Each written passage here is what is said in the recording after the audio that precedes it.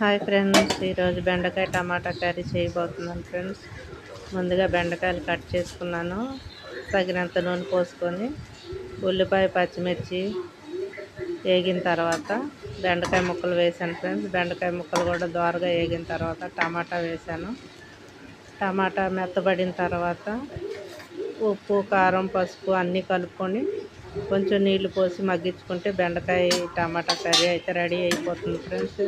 త్వరగా అయిపోతుంది, సింపుల్గా రుచిగా ఉంటుంది, ఒంటికి కూడా చాలా మంచిది ఫ్రెండ్స్. బెండకాయలు జిగురు ఉంటాయి కదా, చాలా మంచిదంట.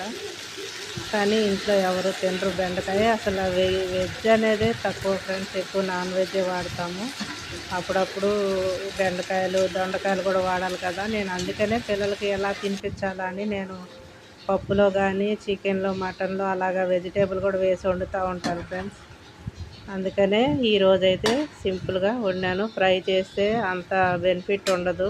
పులుసు కానీ ఇలా టమాటా వేసుకొని వండుకుంటే చాలా బాగుంటుంది. ఒకసారి వండుకొని తినండి. లైక్ చేయండి, షేర్ చేయండి. ఎలా ఉందో కామెంట్ పెట్టండి, సబ్స్క్రైబ్ చేయండి ఫ్రెండ్స్.